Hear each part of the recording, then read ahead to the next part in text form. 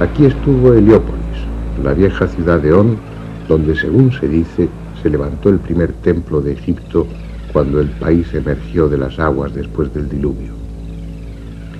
Nada queda del templo ni de la ciudad, y no es extraño, porque desde entonces han transcurrido cuando menos 5.000 años. En época mucho más reciente, en el siglo III a.C., vivió aquí Manetón, un sacerdote guardián de los archivos sagrados del templo de On. Él tuvo a su alcance los más antiguos documentos y escribió una historia de Egipto. Con su última parte, la que se inicia en tiempos de Menes, el primer faraón de la primera dinastía, arqueólogos e historiadores están de acuerdo.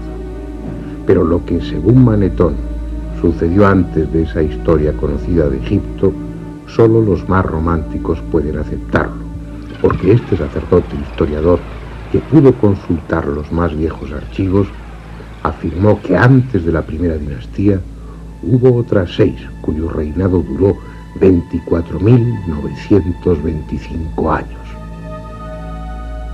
Pensar que 30.000 años antes de Cristo ya había comenzado la historia de Egipto produce escalofríos, pero lo cierto es que el pasado acumulado en las arenas de este desierto y a ambas orillas del Nilo es conocido solo en parte.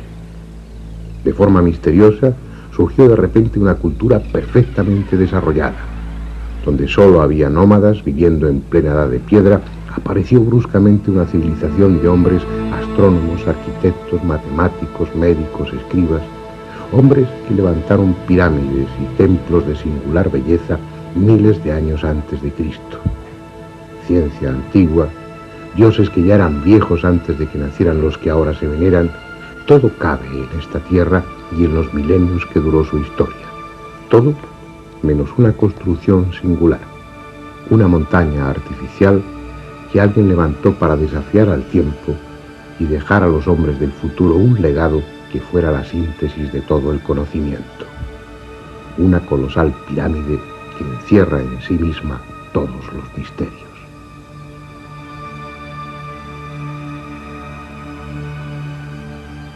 Este es el país de las pirámides. Hay descubiertas más de 100, aunque es posible que otras tantas hayan sido tragadas por los siglos y por la arena. Las que quedan son de los más diversos tamaños y factura, pequeñas y grandes, agudas y chatas, escalonadas y acodadas. Unas son de ladrillo y adobe, otras con la piel de piedra y el corazón de cascotes, otras son solo un recuerdo, un montículo informe o ni siquiera eso. Muy pocas conservan el empaque y la fuerza que en otro tiempo tuvieron, pero entre todas ellas hay una, la más grande, que escapa a cualquier adjetivo y constituye el mayor monumento que el hombre jamás ha levantado. Si es que fue el hombre y no los mismos dioses quienes lo hicieron.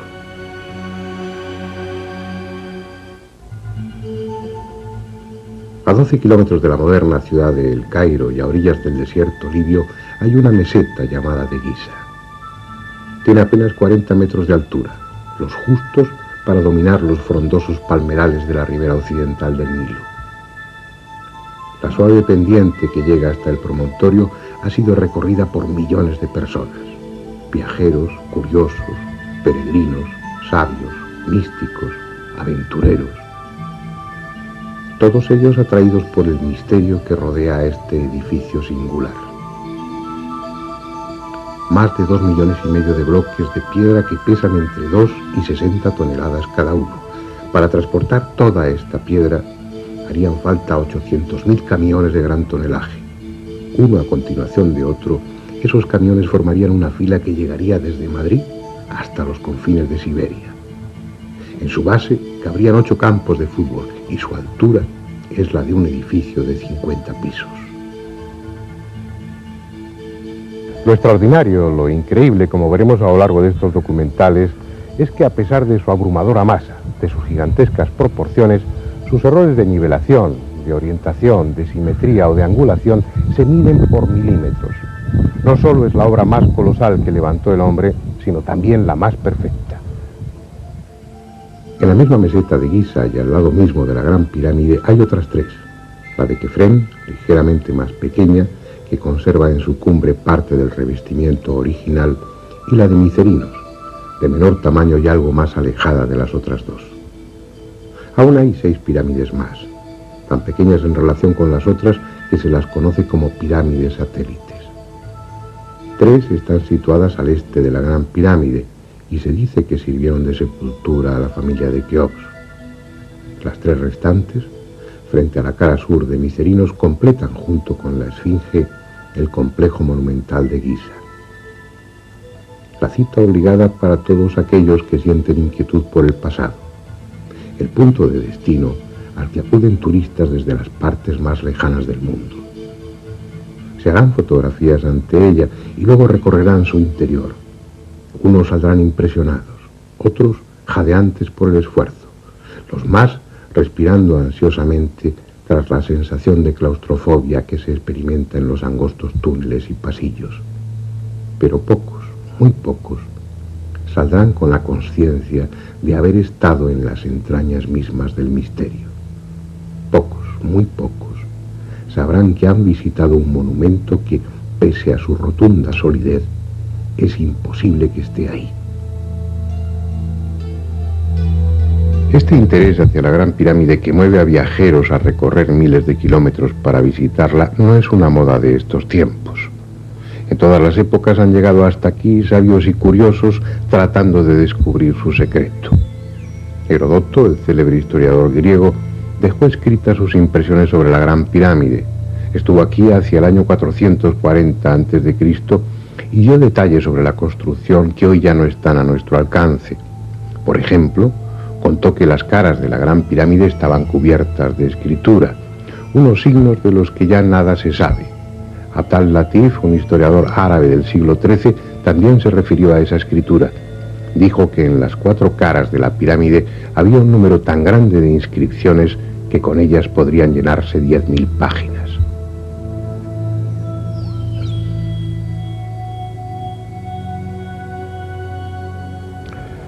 Así pues, griegos y árabes vieron algo que nosotros ya no podemos ver: la Gran Pirámide cubierta por su capa de revestimiento.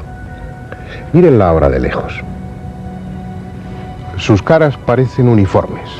Su superficie, más o menos rugosa, parece que estuviera completa. Vista así de cerca, es una montaña de piedras dispuestas en hiladas que forman escalones, y es porque le faltan los bloques de revestimiento. Solo quedan estos pocos, muy deteriorados, pero fueron 27.000 que cubrían las 4 caras de la pirámide, transformándolas en poco menos que un espejo, de lisas y pulidas que estaban. Debiera ser un espectáculo impresionante contemplarla bajo los rayos del sol, sobre todo si, como dicen, estaba pintada de rojo. Ahora lleva 700 años desnuda. Hacia el siglo XIII hubo grandes terremotos que asolaron el país y echaron por tierra la mayoría de los edificios. Los árabes construyeron una nueva capital, el Cairá, que significa la victoriosa, y para hacerla recurrieron, entre otras fuentes, a la Gran Pirámide. Los 27.000 bloques de revestimiento fueron desmontados y fragmentados para levantar con ellos palacios, puentes o esclusas, como esta, la de Mohamed Ali, y mezquitas, como la que mandó construir el sultán Hassan en el siglo XIV.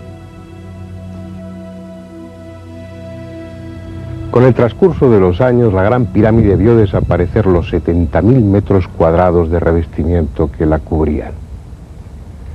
Con esa depredación es seguro que perdió parte de su belleza, pero conserva toda su grandiosidad. Bien, vamos a ocuparnos ahora de la historia conocida de la Gran Pirámide, de los descubrimientos, de las investigaciones, y de paso recorreremos su interior. Esa historia nos va a llevar al siglo IX y a un hombre, el califa Al-Ma'mún, quien, según la tradición, fue el primero que consiguió entrar en la Gran Pirámide. Era aquella una época de esplendor para los árabes, una época en la que tanto como las conquistas militares interesaban las conquistas científicas. Abdullah al-Ma'mún subió al trono en el año 813. Era hijo del célebre califa Harún al-Rashid, protagonista de algunos cuentos recogidos en las Mil y una Noches, y fue, como muchos otros califas, un hábil gobernante y un gran erudito. Fundó universidades, creó bibliotecas y protegió las artes, haciendo de Bagdad, su capital, un centro de cultura y conocimiento. Al-Ma'mún supo de la Gran Pirámide y lo que le contaron excitó su curiosidad. Le hablaron de leyendas que se referían a enormes tesoros, a cámaras ocultas en las que se encerraban todo tipo de objetos, desde mapas de las esferas terrestre y celeste hasta armas construidas con un metal que no se oxidaba, e incluso le mencionaron un cristal que podía ser doblado sin partirse. Así pues, en el año 820, él encargó a un grupo de técnicos que se abrieran paso hasta el interior de la pirámide.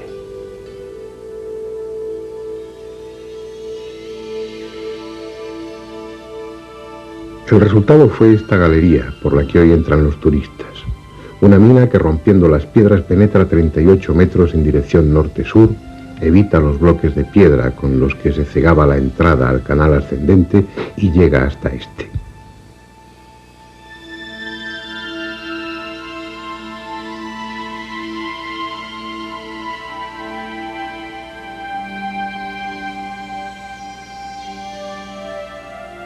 Dicen que los obreros oyeron bajo ellos el ruido producido por una piedra al desprenderse y excavaron un pozo, encontrando así el canal descendente y subiendo por él la auténtica entrada de la pirámide.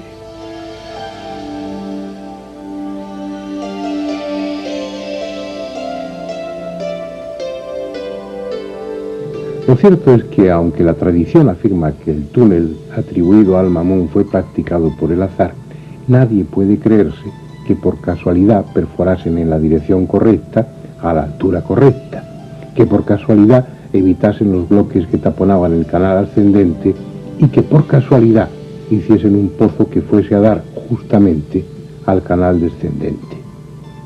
Lo más probable es que Al-Ma'mún ya conociese la existencia y disposición de los canales antes de abrir el túnel. Y de hecho hay textos que parecen demostrar que la entrada y el canal descendente eran conocidos de antiguo.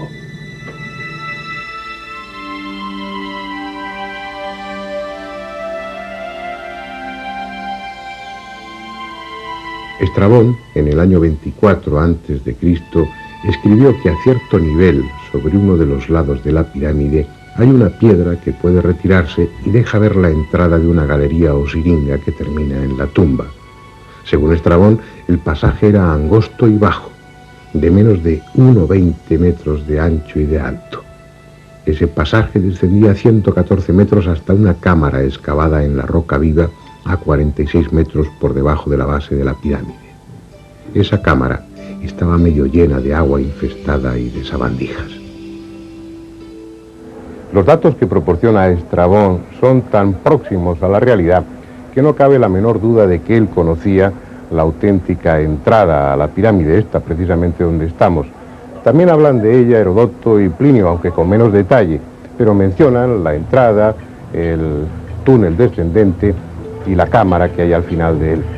Según cuenta Estrabón, aquí, en esta entrada, había una piedra basculante dentro de las losas de revestimiento que permitía el acceso. No sabemos si eso es simplemente una leyenda o tal piedra existió en realidad. Bien, antes de entrar, vamos a ver con cierto detalle cómo es esta entrada a la siringa. Lo que primero destacan son los 4 gigantescos bloques de descarga que descansan sobre el dintel de la puerta. Muchos necios, con pretensión de pasar a la posteridad, han inscrito sus nombres. Pero la más estúpida de todas las inscripciones es la que hay en el bloque superior derecho. Está realizada en jeroglíficos por el egiptólogo alemán Lepsius a mediados del siglo pasado, y en ella se refiere al rey de Prusia, Federico Guillermo IV, ni más ni menos que como rey del Alto y Bajo Egipto. En el triángulo formado por los bloques de descarga y el dintel hay 4 signos grabados. Un tetragrama que nada tiene que ver con la escritura jeroglífica egipcia ni con ninguna otra escritura conocida. No se sabe quién grabó esos signos ni cuándo. Quizás sean la obra de un bromista, o tal vez estén ahí desde el principio y constituyan la clave secreta de la pirámide. Bueno, creo que ha llegado el momento de que penetremos hacia las entrañas de la Gran Pirámide. Pero no lo haremos por el túnel abierto por Al-Mamun, que es el que utilizan habitualmente los visitantes, sino por la entrada original, que es la que estamos describiendo y que se encuentra a 17 metros de altura.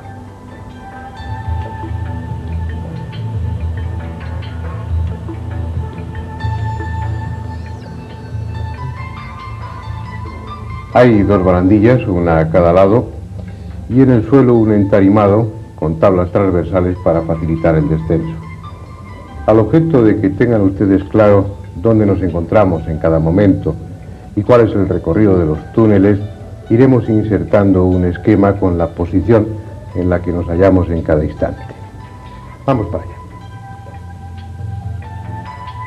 El camino ha de hacerse en postura incómoda, porque el pasaje solo mide 1,22 m de altura por poco más de 1 metro de ancho. A los 30 metros de recorrido ya hemos dejado la pirámide y estamos bajo ella, hundiéndonos cada vez más en el subsuelo.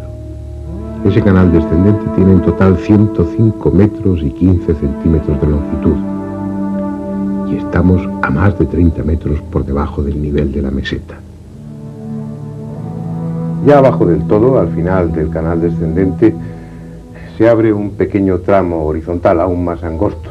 Tiene apenas 90 centímetros de anchura por 80 de alto, pero merece la pena internarse por él y recorrer su corto trayecto. Apenas tiene 9 metros, porque al final está la cámara del caos.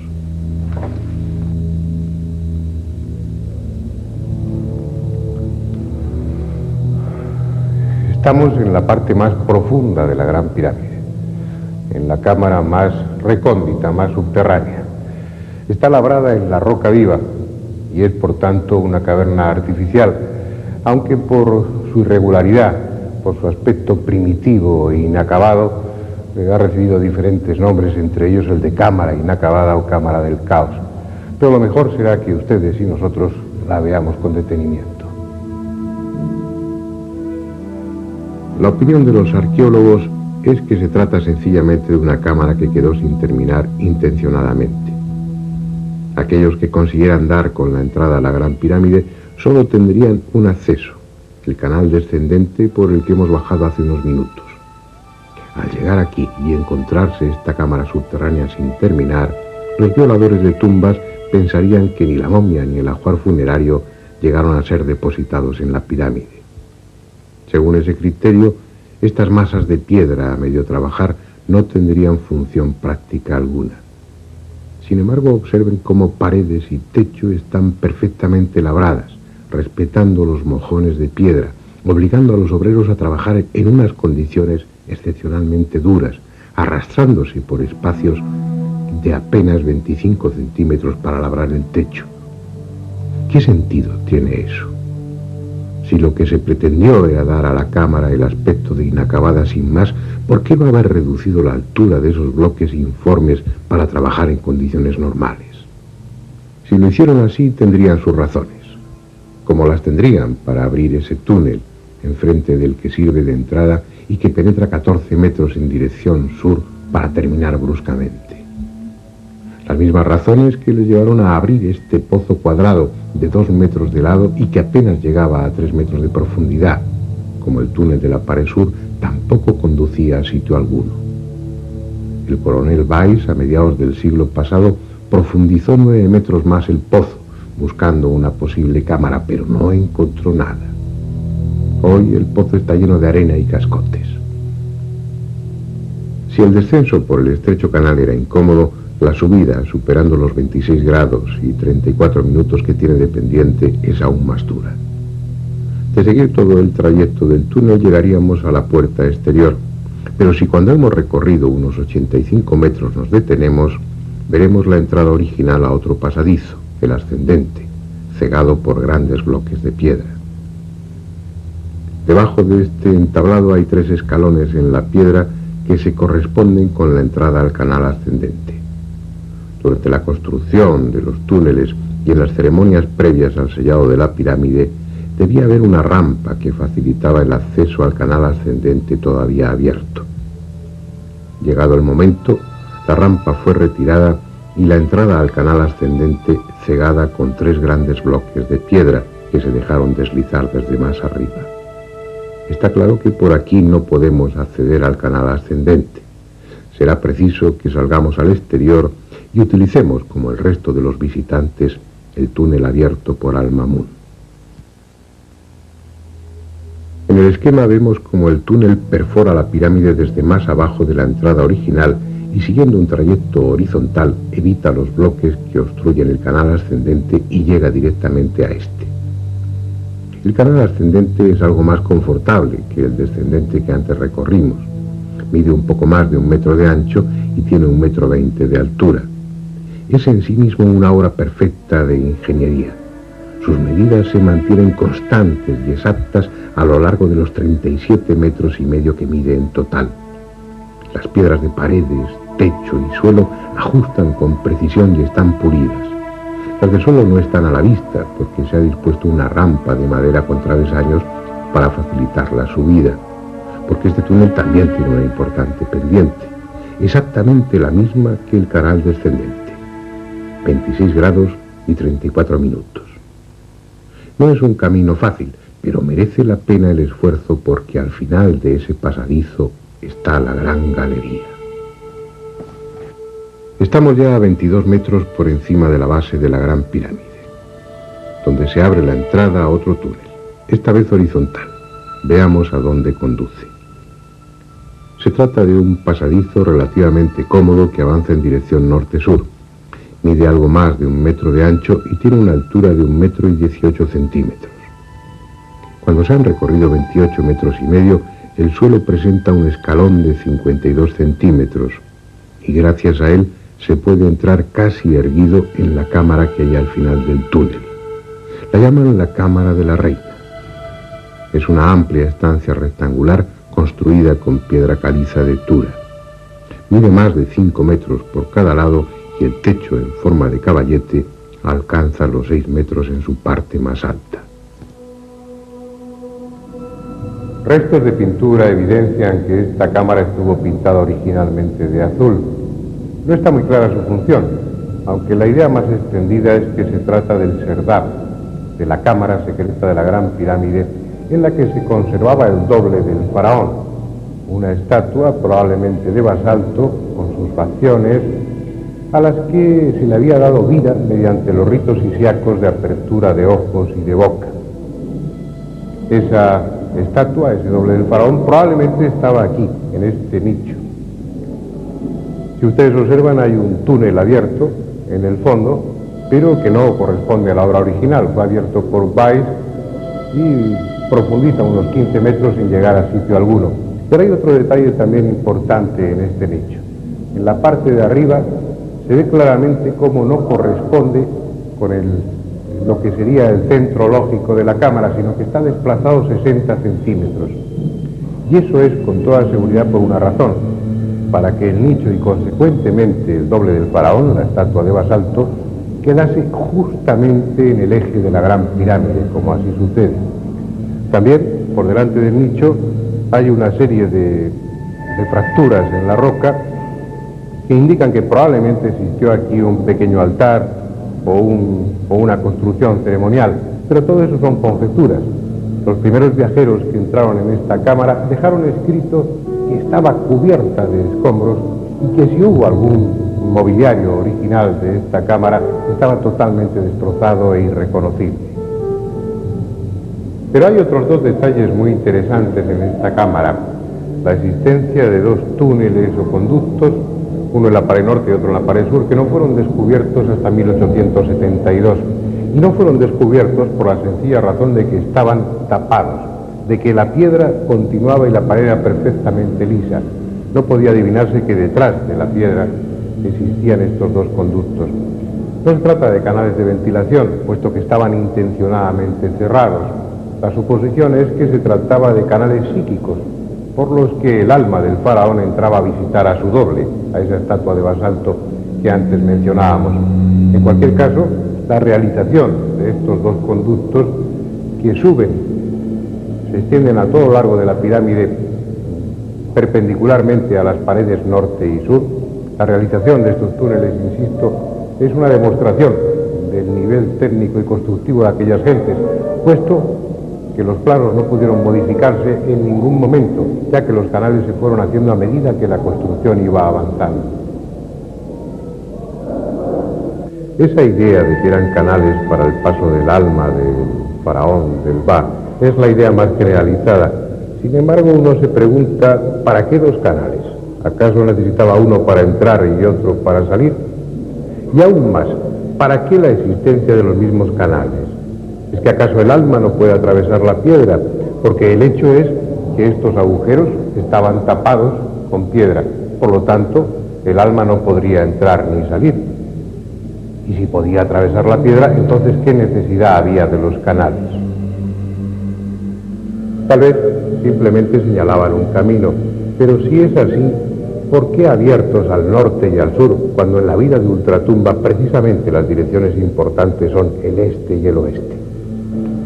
Estos canales siguen siendo un misterio, a pesar de que en los círculos arqueológicos se sostenga que fueron canales psíquicos. Un misterio al que se ha venido a añadir otro nuevo, algo que complica aún más las cosas.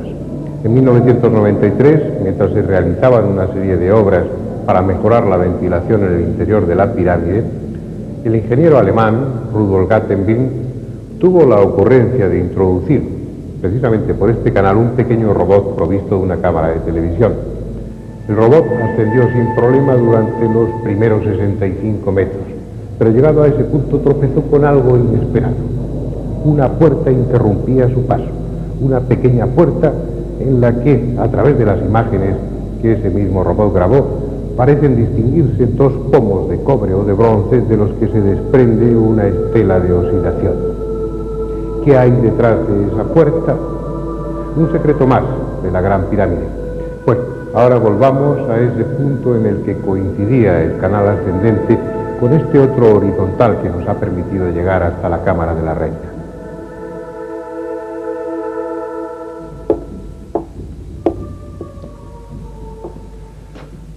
Habíamos llegado antes hasta este punto, subiendo por el canal ascendente.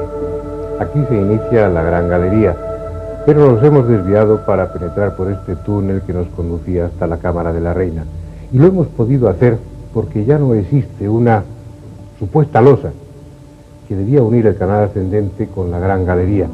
Pero estos 5 nichos en la pared dan a entender claramente que esa losa, que esa cubierta fuera de piedra o de otro material existía, y que este túnel, este pasadizo y esa cámara se conservaban en el más absoluto secreto. Pero ya la hemos visto. Ahora continuemos nuestro ascenso a través de la gran galería. Es algo que impresiona.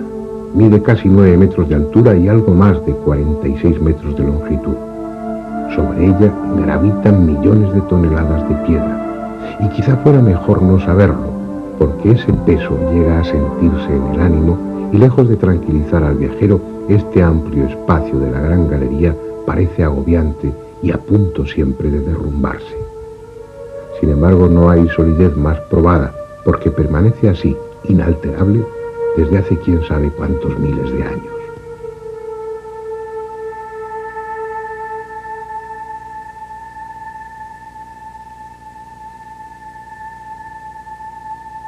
Sus muros, implacablemente paralelos en todo su recorrido, se van cerrando con 7 saledizos, de forma tal que allá arriba el techo, formado por 40 losas imbricadas como tejas, tiene solo 1 metro de anchura, en tanto que en el suelo mide 2 metros, incluyendo en ellos 2 banquetas laterales. Y hay algo en esas banquetas que llama la atención: 28 entalladuras rectangulares situadas en cada una de ellas.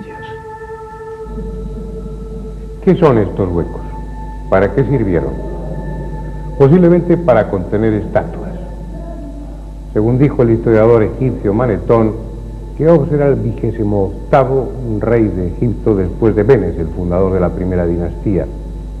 Así pues, es probable que en estos nichos, en estos agujeros, en estas entalladuras, quedasen sujetas 28 estatuas, las de los 27 antepasados de Keops y la de él mismo, repetidas, emparejadas una frente a otra, de tal manera que esta gran galería habría sido una solemne y fúnebre galería de antepasados del rey Keops. Es una hipótesis que se ve avalada por algunos autores árabes que se refieren a la existencia en tiempos antiguos de estatuas dentro de la Gran Pirámide. En cualquier caso ya no están, han desaparecido. Solo queda la gran galería con su desnudez, que la hace aún más impresionante. Una galería que termina más arriba, en un rellano al que se abre un corto y estrecho pasadizo, el que da acceso a la antecámara o cámara de los rastrillos.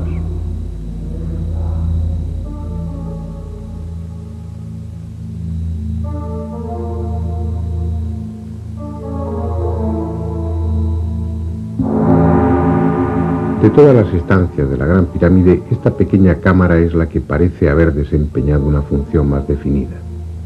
Las 3 correderas talladas en las paredes laterales, las 4 ranuras verticales de la pared sur y algunos otros detalles sugieren que esta cámara quedaba cerrada con 3 losas de piedra que se dejaron deslizar desde arriba mediante un sistema de cuerdas.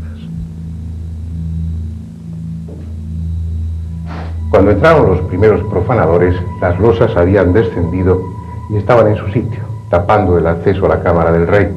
La prueba es el destrozo que tuvieron que hacer en esta piedra, hoy reconstruida con yeso, para pasar por encima de las losas que obstruían la entrada. Hoy de esas losas que taponaban el conducto no queda ni resto, y el acceso a la cámara del rey está perfectamente abierto.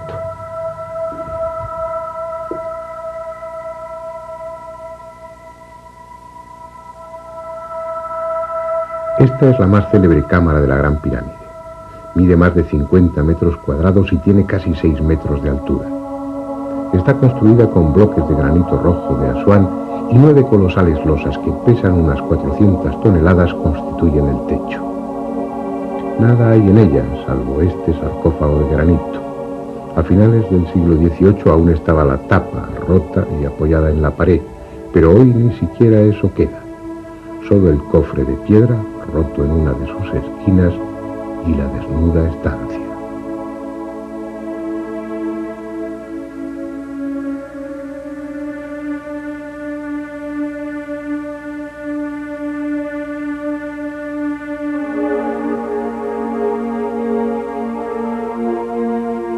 En 2 de las paredes, la norte y la sur, se abren 2 canales de ventilación.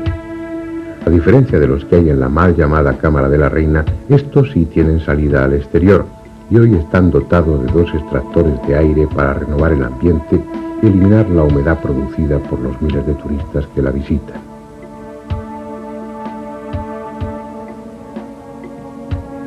Bien, aunque limpia de escombros y de eyecciones de murciélagos, este interior de la Gran Pirámide que acabamos de visitar es prácticamente el mismo que se encontraron los árabes del siglo IX. La falta de tesoros alejó a los expoliadores y por su parte la superstición y las alimañas alejaron al resto de los visitantes.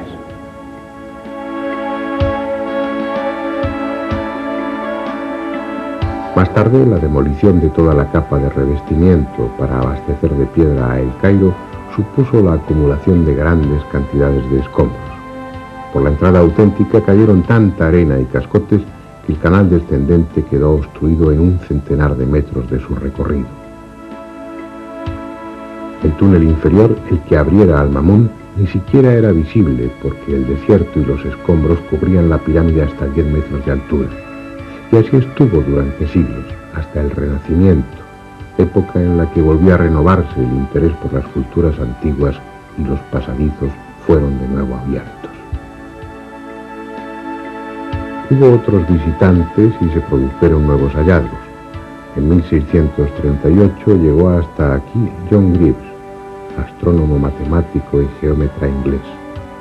Leyendo a Pitágoras dedujo que en la Gran Pirámide estaban registradas las medidas fundamentales de la Tierra, y él fue el primero en señalar la existencia de un pozo del que hasta este momento no había constancia escrita.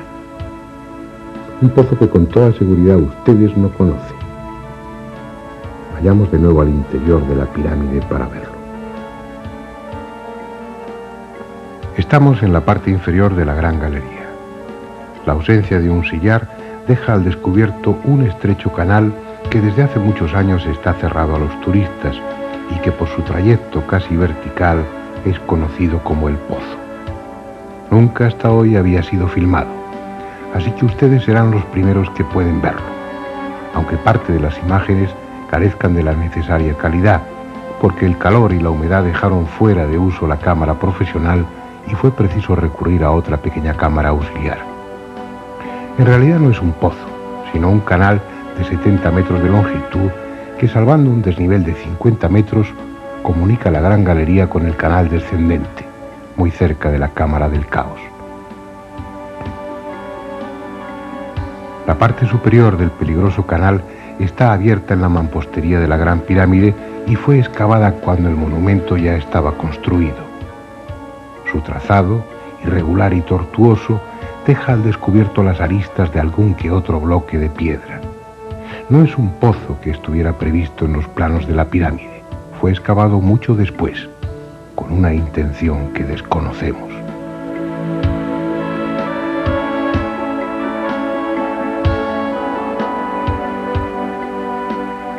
Ahora estamos en la base de la pirámide. Hasta aquí hemos descendido por entre las piedras de la construcción. A partir de este punto, la galería está excavada en la meseta. Y es en este tramo, inmediatamente por debajo de la pirámide, donde se encuentra una pequeña gruta, puede que natural o abierta por buscadores de tesoros hace muchos siglos.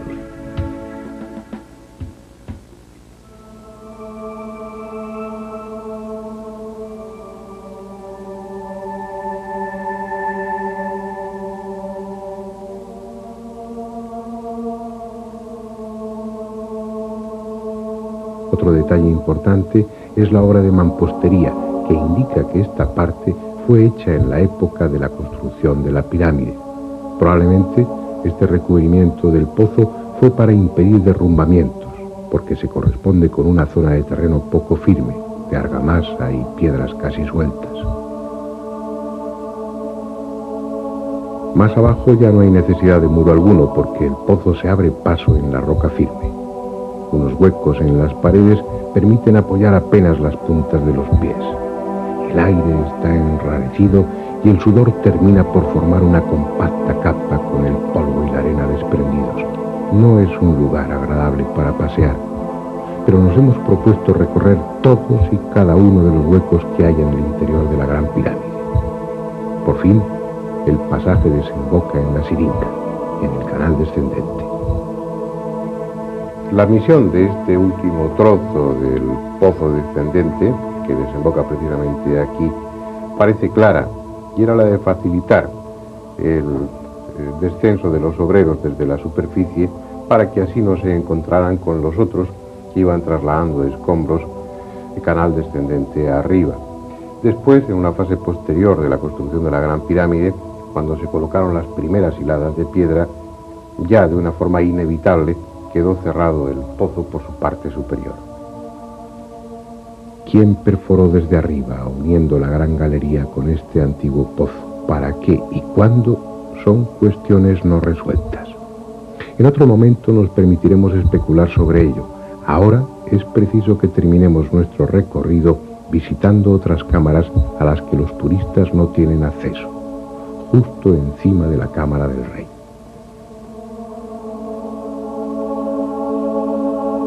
Fue Nathaniel Davison en 1765 el que descubrió accidentalmente que en la parte superior de la Gran Galería, pegado al techo, se abría un boquete cuadrado de 60 centímetros de lado. Estaba casi cegado por excrementos de murciélago. Tras despejarlo, pudo introducirse por el pequeño conducto y entró en una cámara hasta entonces desconocida.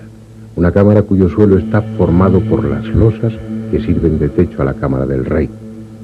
Por tanto, sus medidas son las mismas que las de esta, aunque con 1,20 m de altura. En honor a su descubridor, se la conoce como Cámara de Davison. 72 años después, en 1837, se descubrieron otras 4 cámaras por encima de esta. Fue a base de dinamita y bajo la responsabilidad de un coronel inglés retirado llamado Howard Weiss. por lo que las cámaras fueron bautizadas muy británicamente. Cámara de Wellington, cámara del almirante Nelson, cámara de Lady Anne Arbuthnot y por último la cámara de Campbell, en la que ahora estamos, con el techo en caballete. Todas las enormes losas que forman las cámaras de descarga están sostenidas sobre la estructura general de la pirámide. La misión de estas 5 cámaras, que ustedes ven por primera vez en televisión, es la primera vez que entran en unas cámaras de televisión para grabar su interior. La misión de esas 5 cámaras, repito, era aliviar a la cámara del rey del enorme peso que tenía encima y protegerla en caso de terremoto. Una misión que parece haber cumplido perfectamente, porque en esta última cámara, en esta 5ª cámara, se puede ver cómo las enormes losas que forman el techo se han ido abriendo con el paso del tiempo, probablemente por efecto de algún terremoto. Pero la colocación de unas tiras de yeso en algunos de los lugares durante los últimos años ha permitido ver que desde hace bastante tiempo, al menos desde que se instalaron esas tiras de yeso, no ha seguido abriéndose, por lo cual todo hace suponer que dentro de 15 o 20.000 años la gran pirámide seguirá estando aquí como está.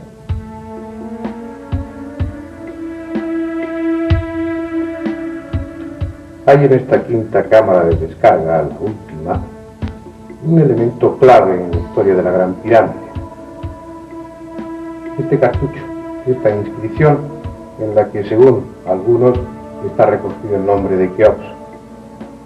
Así pues, estos jeroglíficos y la mención que hace Heródoto serían las 2 piezas fundamentales para sostener la hipótesis de que la Gran Pirámide fue construida por orden del faraón Keops. Pero hay otros que piensan que no, que lo que figura en esta inscripción no es realmente el nombre de Keops, sino una versión un tanto alterada del nombre del dios solar Khnum, por lo cual no quedaría nada más que el testimonio de Heródoto, que como veremos en su momento también es más que discutible. Por otra parte, en una antigua inscripción jeroglífica denominada la Estela del Inventario, se afirma que la Gran Pirámide ya estaba construida en tiempos de Keops y era conocida como Templo de Isis. Esa misma inscripción dice que Keops se hizo enterrar junto a ella en una pirámide más pequeña.